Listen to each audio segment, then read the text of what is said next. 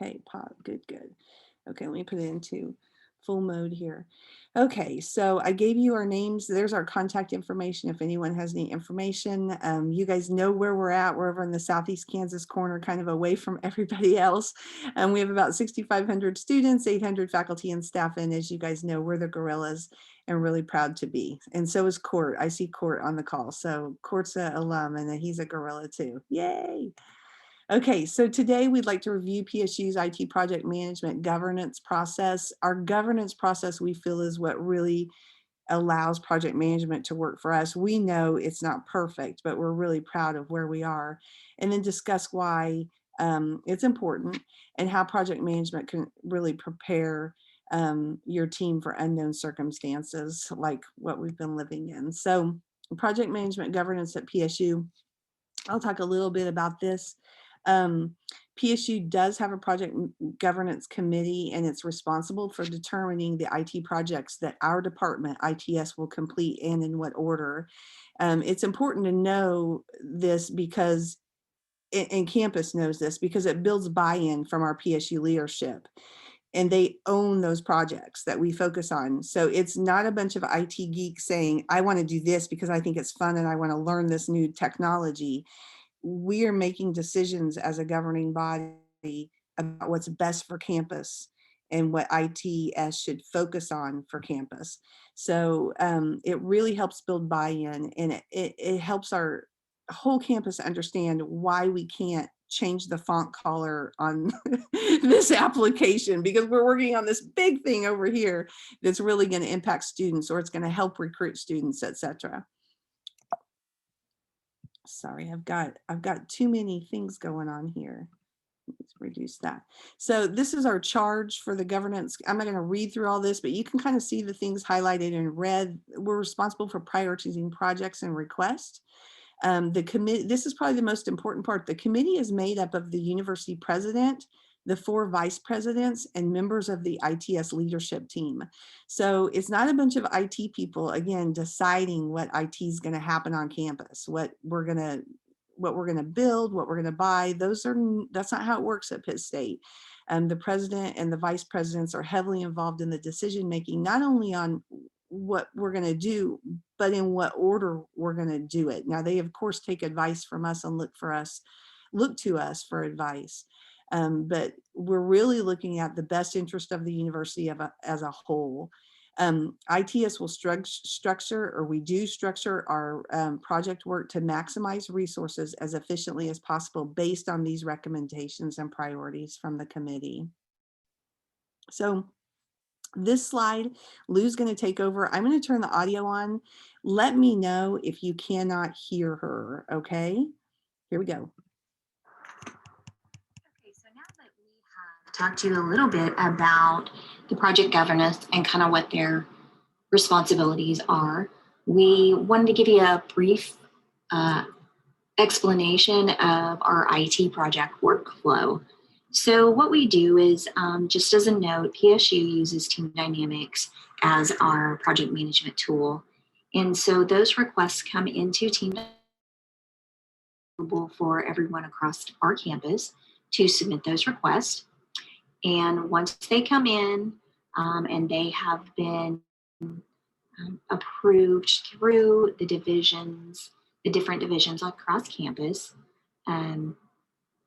then the division heads gain the background from their folks on their side and get a really good idea of what their prioritization would want to be for the division project request. At that point, ITS goes in, ITS PM goes in and does a combination of all of the project requests and noting the division's priorities and giving an estimated timeline. And we'll give you a little bit of a visual on that in a few slides here in just a bit. And then at that point in time, if we look at our project pipeline and we see that our areas that we've allowed for work to be done is beyond the capacity and the resources that we have, that's when we really need to and have to go to that project governance team to evaluate all of those to help us determine what is the best path forward for PSU. And to make anything a project request, there's a number of things, and I'll just go through these pretty quickly. We look at it as, how many folks is it going to take? How many resources are we going to have to utilize to get this project complete? And how many departments are involved? Obviously, the more departments, the more complex it's going to be, the more time it's going to take to get everyone on board and going in the right direction. Length of time is certainly a significant one. If we think this is something that can be done, a few days, maybe even a week or two, we wouldn't necessarily classify that as a project.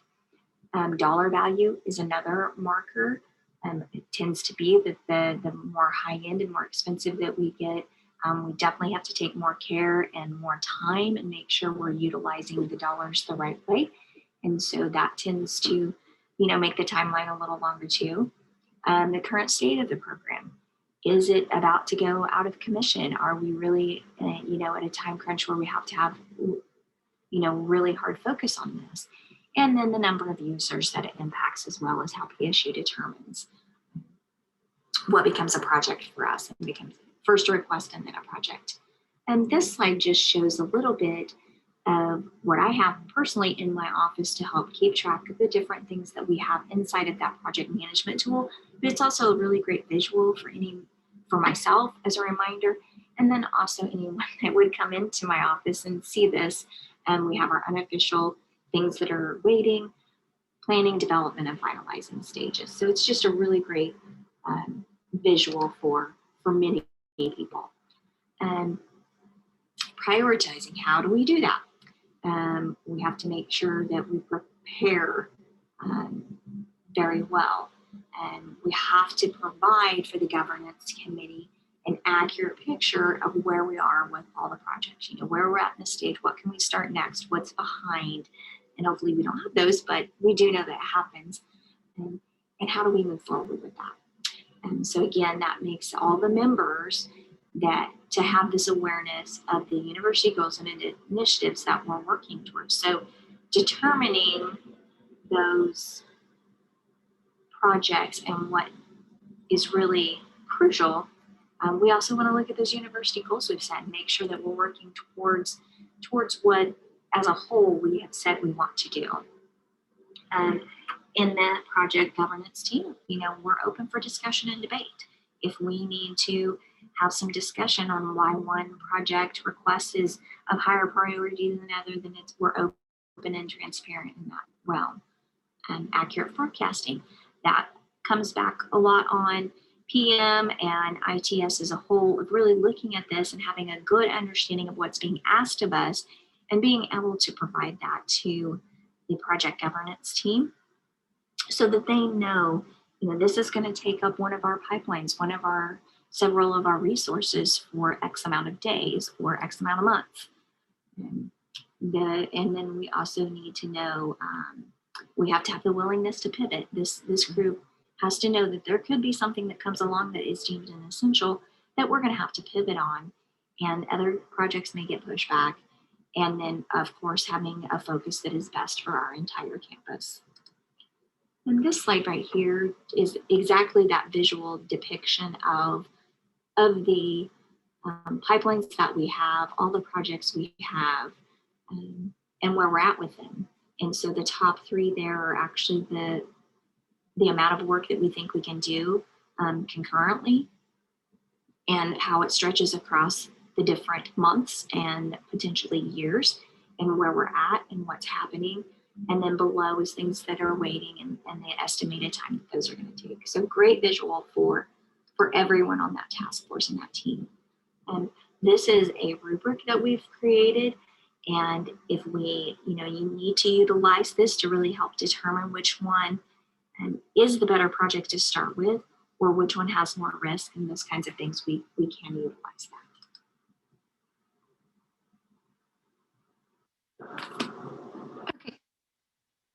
Okay, so, and I wanted to mention that if anybody would like copies of the rubric or how we set up the pipelines, you're more than welcome to them.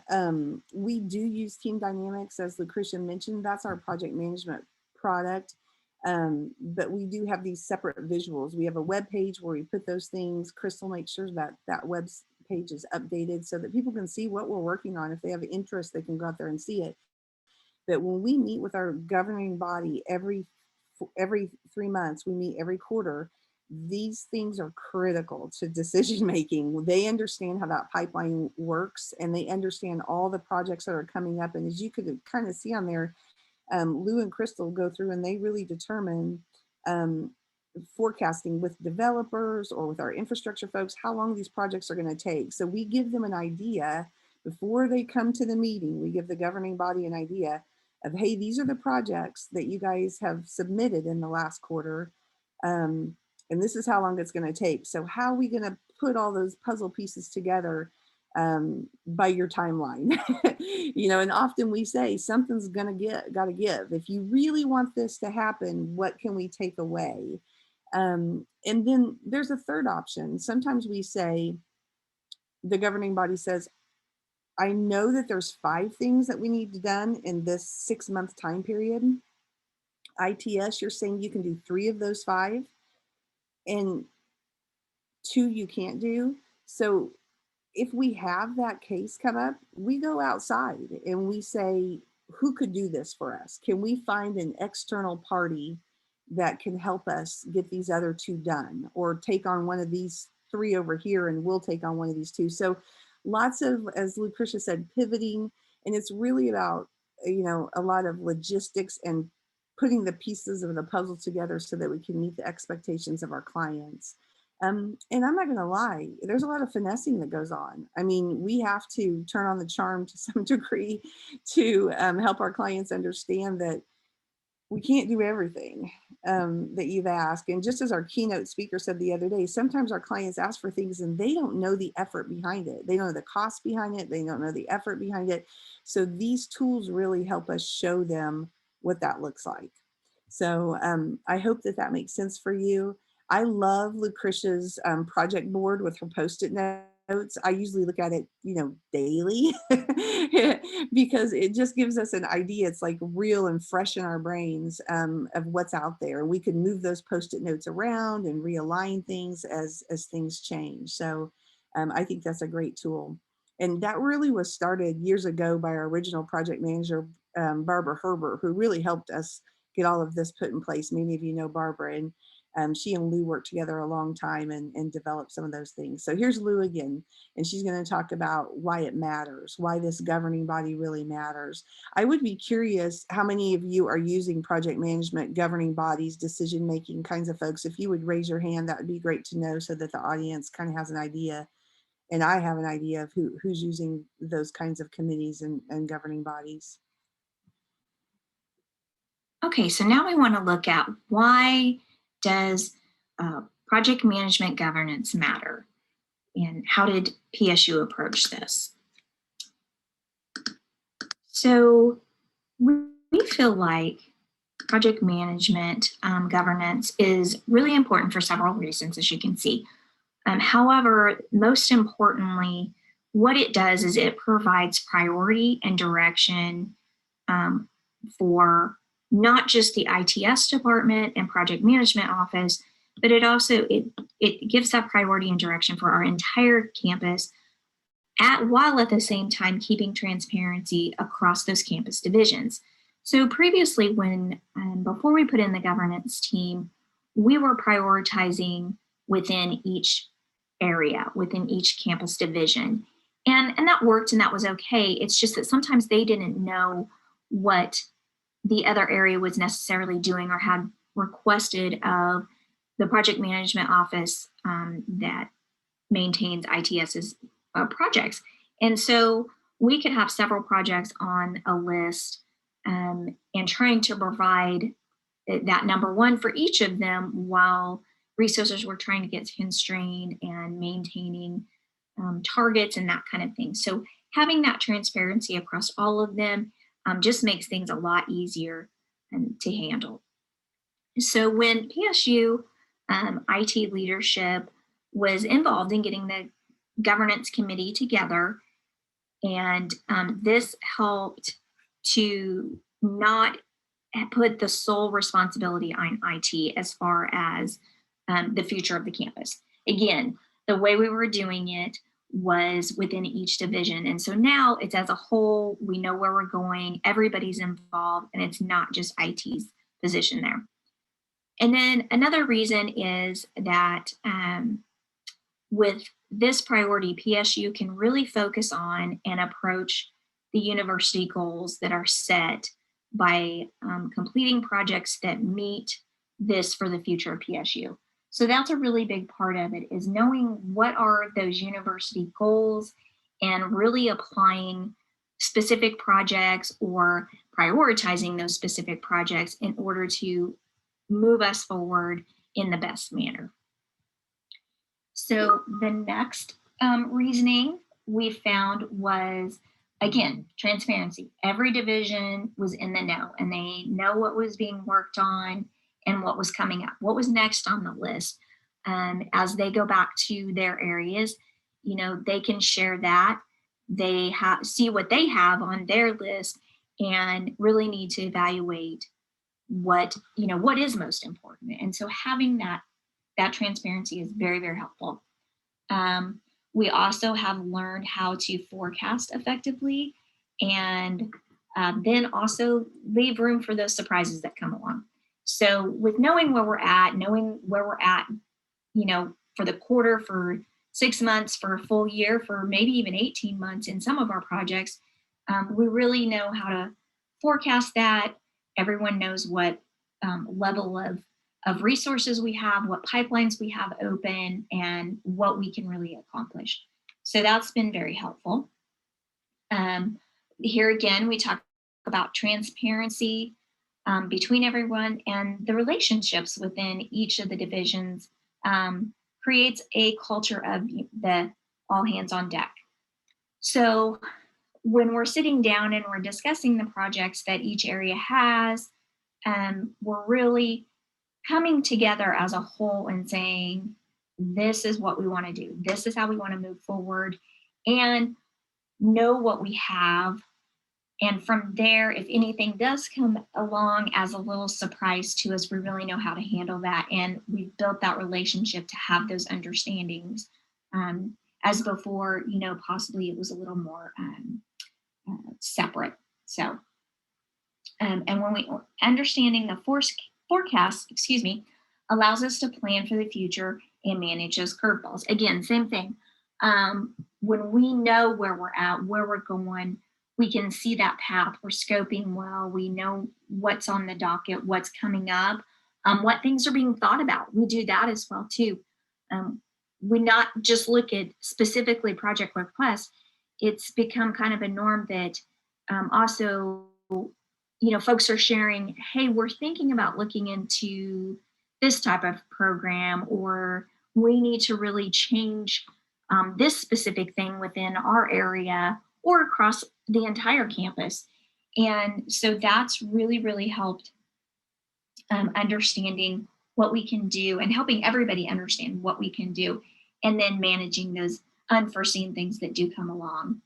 And again, this group is very willing to shift. And this last year, 2020, certainly gave us all that kind of indication.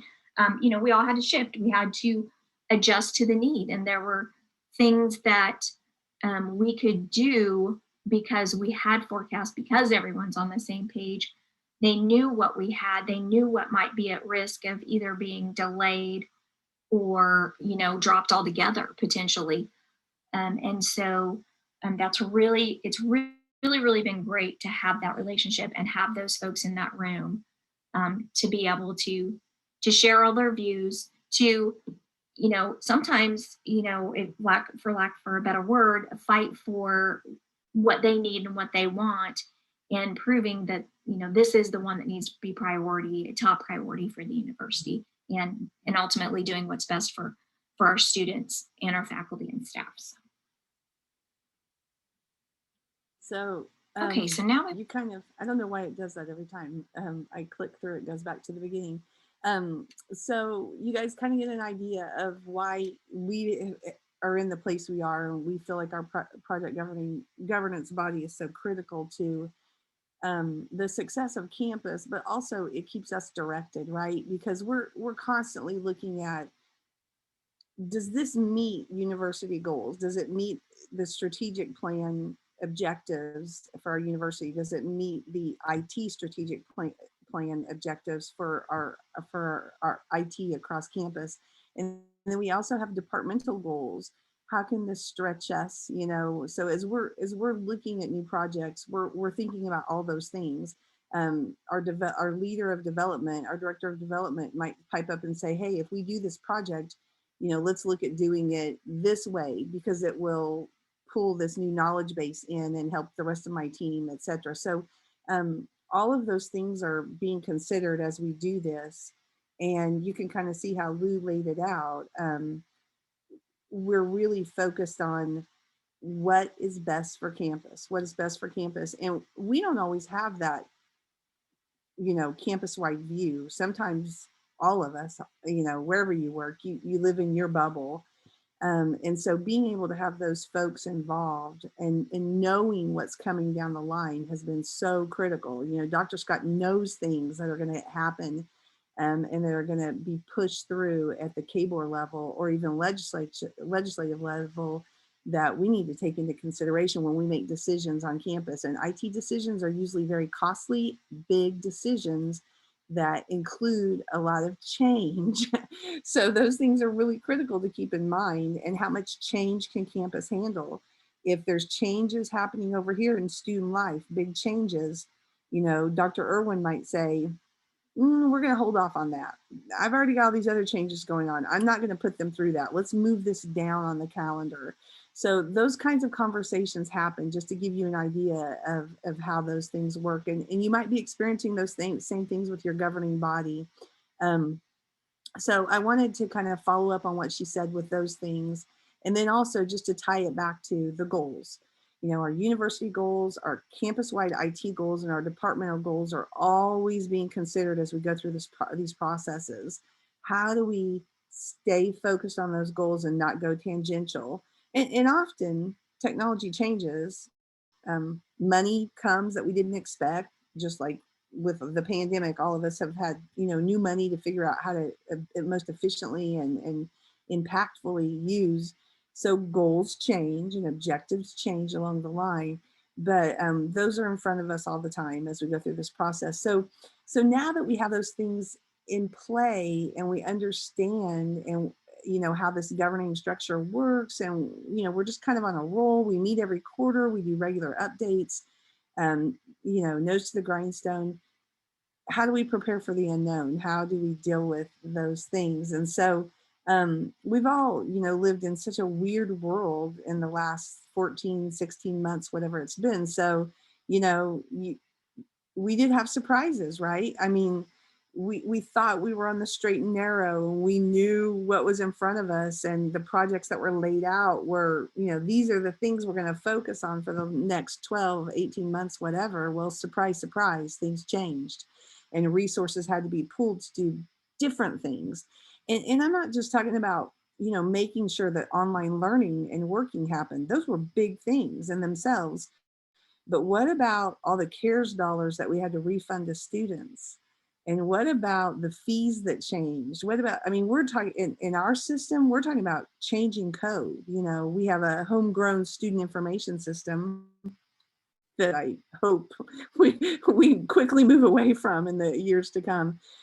But that system is homegrown. So we had to change things there. We had to change things in our ERP when it came to certain, you know, benefits and things like that. So it's all of those things happen and they had to be dealt with in a timely manner.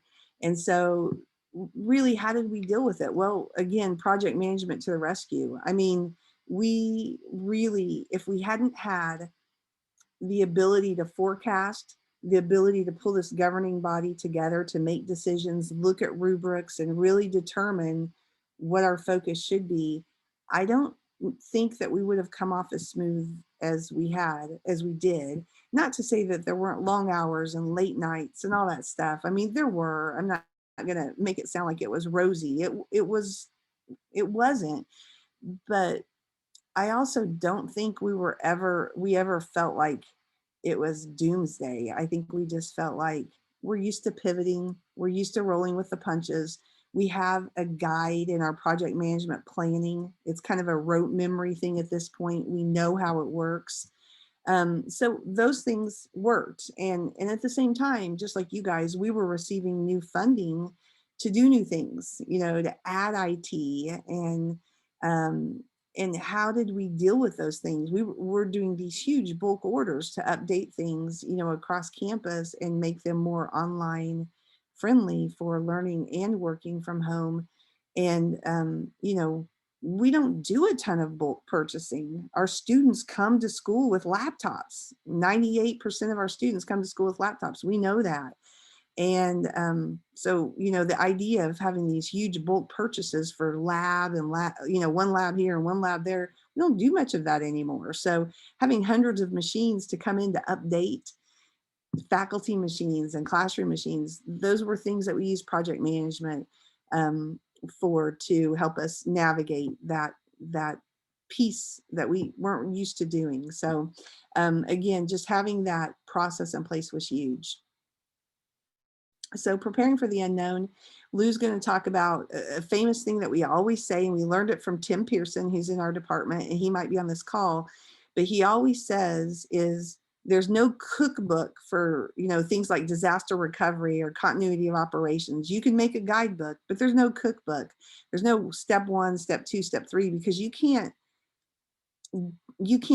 guess or forecast every variable that's going to come in, every obstruction that's going to come through, every opportunity. So that term, we use it a lot. There is no cookbook for the unknown, thanks to Tim, who is a first responder. And I think that's probably a first responder phrase. For first responders out there can probably nod and tell me yes or no on that.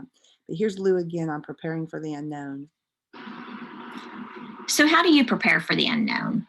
Well, as we all know, there's no cookbook for the unknown. You know, you don't know what you don't know. You don't know if you don't know about it, you don't know what's coming. So PSU believes that by establishing this governance team, that we've prepared ourselves in a pretty good way. When the pandemic did come along, you know, the big unknown, we felt like we could shift and that we were pretty prepared. So we knew that we just had to adjust to that, but we also had a clear path and could modify and move forward pretty quickly. We knew our campus-wide project targets, our resource availability, our task, our project status. All of us knew that. The entire project governance, which are those leaders, as we stated before, across campus, across the divisions. And so we were all in the know of what was being worked on as far as any assistance that project management would have to provide or ITS would have to provide in this unknown. So we knew what kind of, you know, what workload we could potentially add, where we could pause on projects, and how we could fit in those unknown things that were going to come up that we absolutely had to take care of because of this change. And since the project governance knew all of this plan, we've always been transparent, then we could certainly look at the risks of anything that had to be adjusted and make the best decisions for the campus overall. And also, you know, it's in our culture for ITS and project management to, you know, have the abilities to meet the current and future needs for our clients. So we want to be able to have that plan and timeline to really be able to fit in those things and adjust our resources as we need to. So that's just kind of the way that we function. And again, like I stated before, the PM has just become a part of our daily lives for our campus. And we've really made that just a part of everything in the processes. And that's taken time, but campus has done a really outstanding job of understanding the needs to get ITS involved early. So that's where we come back to even learning about things that may or may not become projects, and things early on that become a request, or an unofficial request, as we sometimes call them. And so ITS can jump on some things and really look forward and have some things completed, um, to really move that project along before we really get into the implementation and actual um, doing part that ties directly to the project. So that's kind of how we prepare for the unknown. So through all of this, we've obviously learned some things. So PM and the entire ITS department has learned to set SMART goals and stick with them. Doing this up front saves us time and keeps us focused. We know what we need to do and how to move forward with it. We also know that communicating effectively with the governance committee and clients puts us all in a much better place, not just with the project itself, but also as colleagues. We learn to trust each other and know that, if something comes along, we're going to bring those issues to them and hopefully have some solutions and as well, and talk through those. So it builds out working relationships and trust that it's easier for campus to buy in and know that ITS and PM are their partner to work together for better solutions and to improve Pittsburgh State as a whole. We've mentioned it before, and here it is once again, that transparency, it just helps in every way. Transparency from the top down among all the folks gets us further and makes us more efficient. Not being transparent just simply can add delays in the process and can make the situation just a little more difficult. For us, it's not hard to be transparent because we've built that trust, and we really have that good trust and working relationships all across campus. PSU has also learned that welcoming and being open to change can allow us for more flexibility, and in the end, being a better institution. If folks know that they can at least discuss change, it opens possibilities and the potential for something so much better for us. And then lastly, we've learned to dream a little bit, and it's okay to think big, because sometimes those little things, those little, hey, what if we could do this type questions, or things that are coming from outside of PM and outside of ITS, and really for anyone across campus, they can become a reality, and then can have a very significant impact on for our clients, out for PSU as a whole, and to just really move us forward. So those are some of the things that we've learned along the way. And that concludes our presentation. I haven't been able to check chat because I didn't want to interrupt any. I was scared I would possibly mess up the audio. So let me go and see if there's any questions in chat, or if people just want to ask them outright. This is posted in the shared folder, so there are contact information there as you need it. Dr. Scott was hoping to join us today, but the KBOR meetings just fell at the same time, so he wasn't able to be here, but he said he would be happy to answer questions for anyone that wanted to know about his perspective as being the president of the university and being a part of this governing body, and the impact that it has had on the campus.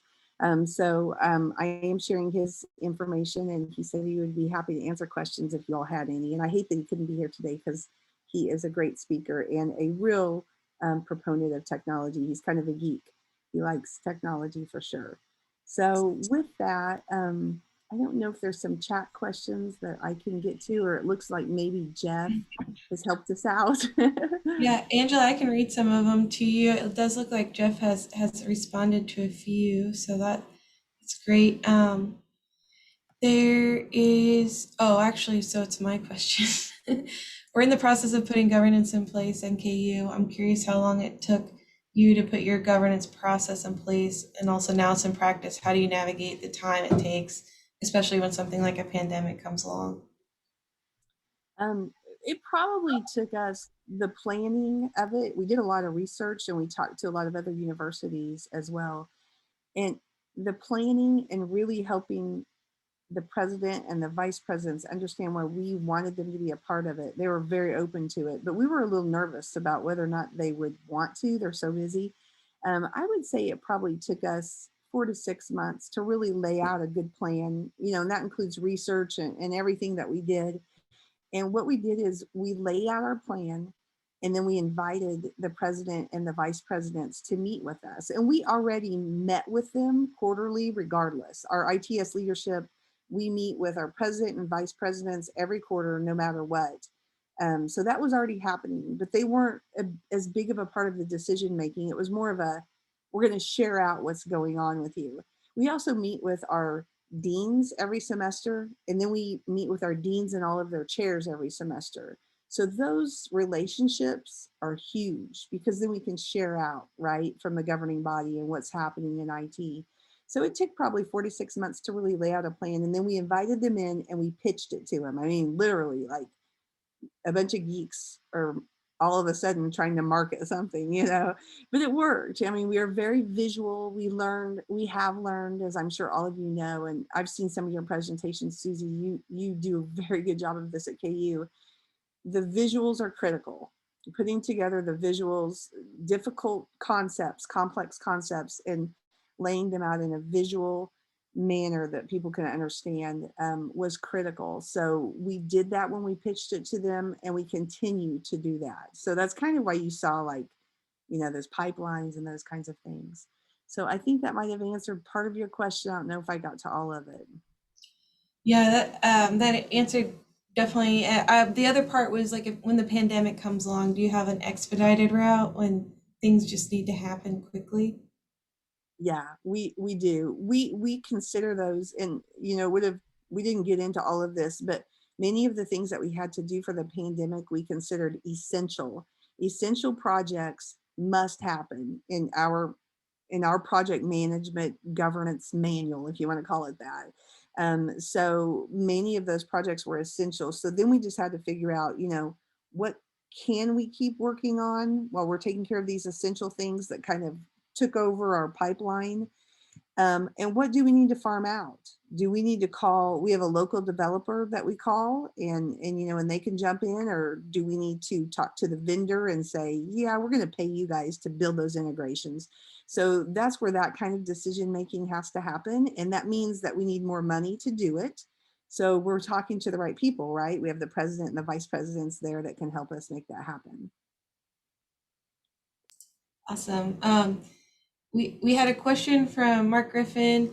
In IT, obviously not everything is projects. There's a lot of day-to-day tasks, maintenance, problem solving. How do you determine how much of your staff or staff time can be dedicated to projects? And Jeff did answer this about using team dynamics to look at time spent on maintenance, tickets versus project tasks, and coming up with rough percentages. But any other notes on just how you balance how much capacity you have? Really, Jeff answered it. Team dynamics is amazing because we can see where we are, and we get weekly reports on where we are. So I can tell, like Jeff's team, for instance, the developers, I can tell that last week this percentage of their time was spent supporting the help desk, this percentage in meetings, this percentage in projects, this percentage on tickets. And it's great because we can use that historical information to plan our time as we go down the line, right? So at the beginning of the semester, everybody knows, if you look back at last August, we're going to have a lot of tickets at the beginning of the semester. So your project work isn't going to be as much. So plan accordingly on your calendar. Those kinds of things happen. And I should mention, and I know most of you probably do this, but our leaders have regular meetings with their teams. So they have scrum meetings on the regular. Jeff has them 3 to 5 times a week for his group. And since he's the director of development and implementation, just to give you an idea. So those are short, hard-hitting meetings. So they can really say, hey, I'm feeling the pain on tickets right now, or we have this issue right now, and we're going to have to back burner something. So that constant communication along with that team dynamics data is really critical. That's great. There's one here. Is there only one IT governance committee, or are there multiple operational level committees or multiple tiers? There's only one governance committee. And the reason that I think it works well for us having one, and of course we're size wise maybe different than some of you, is that we are able to line, we have a definition for projects, which I know Lou touched on. You know, we have things that follow kind of in different tiers of projects. So, you know, there's things that we can just take care of, you know, in IT. Tickets we just take care of. But if somebody submits a ticket and at first it looks like a ticket and we're like, whoa, that's going to be a project, you know, then we elevate it up to a project. So we have these different levels of projects even, and they're defined pretty well, and people in our department understand them. And so that helps us manage things better. And we do have people that look at those as they're coming in. So I'll just focus on Jeff's team. Jeff has an individual in his department that looks at all those tickets coming in, and she flags them. That's a ticket. I'm going to give it to this person. That's a ticket. I'm going to give it to this person. Oh, this looks like it could be a ticket at face value. I don't think it is. Let's talk about it at our Scrum meeting. Those kinds of things happen in the background to help us kind of mesh out the work and create a logistical plan to deal with it. Thanks, Angela. And then I think the last question we have here, this kind of gets back to your template or your resource you mentioned. But what type of information and what level of depth of information do you find useful at the governance level? We talk a lot about what impact it's going to have on campus. Those are the most, you know, that's what this group needs to know. Who's it going to touch? Is it going to impact every student? Because if it is, it's probably important, right? If it's just one department that needs it and has the money for it, but they already have a solution in place, it may not reach, you know, the ASAP line on the calendar. So we share really impact is huge. And then they need to know effort level. And we don't always know those things, right? We have to do our best at forecasting. So we usually, yeah, you're gonna have to ask him, tell him that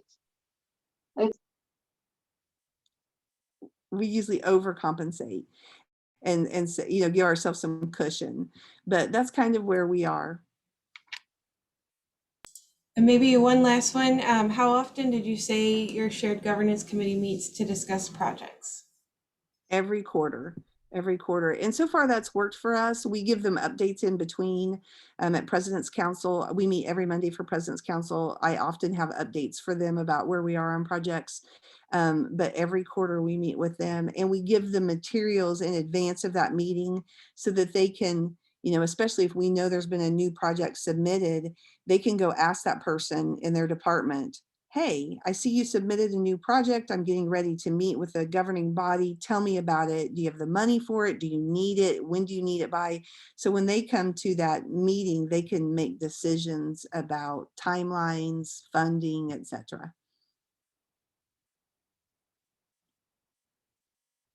Hopefully that's helpful. I see that Jeff has a couple of comments in there that would help too. It just kind of explains some things. Yeah. Any other questions or thoughts? I know we're right on the dot at 10:45. Okay. Thank you all for attending today. I hope that some of what we've learned has been helpful. We still have a lot to learn. Thank you, Angela. This is great. And I'm glad that Lucretia got to go to Zion, and thanks for facilitating it so she could still be here to talk with us. And thank you for all the presentations you've done, including we'll have one more round of sessions at 11 and then the CIO panel that you'll be a part of at noon. Happy to do it. Thank you. Awesome. See you later, everyone. Bye. Thank you.